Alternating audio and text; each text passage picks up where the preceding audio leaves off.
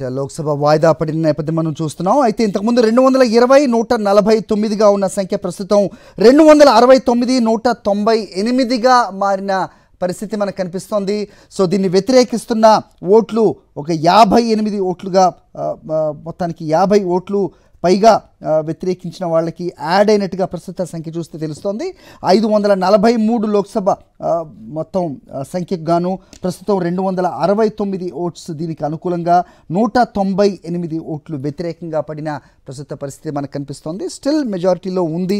అయితే ఈ సంఖ్య పెరిగినట్టయితే ఏ విధంగా ఉంటుందో చూడాల్సిన అవసరం. అయితే సింపుల్ మెజారిటీ దీనికి అవసరం కాబట్టి దీన్ని జేపీసీకి పంపే యోచన ఏదైతే ఉందో దీంట్లో ప్రస్తుతానికైతే అధికార పక్షం పాస్ అయిపోయినట్టుగానే చెప్పచ్చు. ఖచ్చితంగా ఇది కేంద్రం దీన్ని ముందుకు తీసుకెళ్లే యోచనలో ఉన్న ప్రస్తుత పరిస్థితిలో సభలో ప్రవేశపెట్టడానికి మెజారిటీ ద్వారా అనుమతి లభించినట్లయింది.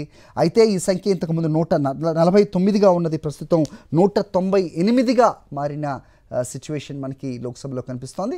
జమిలీ బిల్లును తీవ్ర స్థాయిలో వ్యతిరేకించిన ఇండియా కూటమి పక్షాలు వారికి కొంచెం మెజారిటీ పెరుగుతున్న ప్రస్తుత పరిస్థితి మనం చూస్తున్నాం. మొత్తం 543 మంది సభ్యులున్న లోక్సభలో ఇంతకుముందు 369 మాత్రమే ఓటింగ్లో పాల్గొన్నట్టుగా మనకి వచ్చింది. కానీ ప్రస్తుతం అది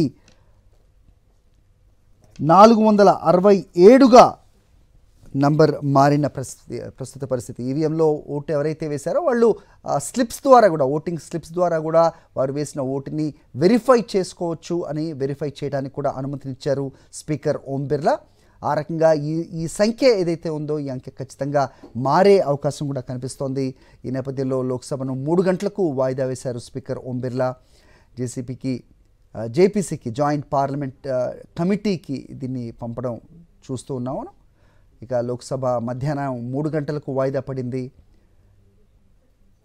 ఈ బిల్లులను తీవ్ర స్థాయిలో వ్యతిరేకించే ఇండియా కూటమి పక్షాలు కాంగ్రెస్, అలాగే సమాజ్వాదీ పార్టీ, తృణమూల్ కాంగ్రెస్, డిఎంకే, శరద్ పవార్ ఎన్సీపీ, ఉద్ధవ్ ఠాక్రే శివసేన సహా పలు విపక్ష పార్టీల ఎంపీలు దీన్ని వ్యతిరేకిస్తూ కేంద్రంపై విమర్శలు గుప్పించాయి.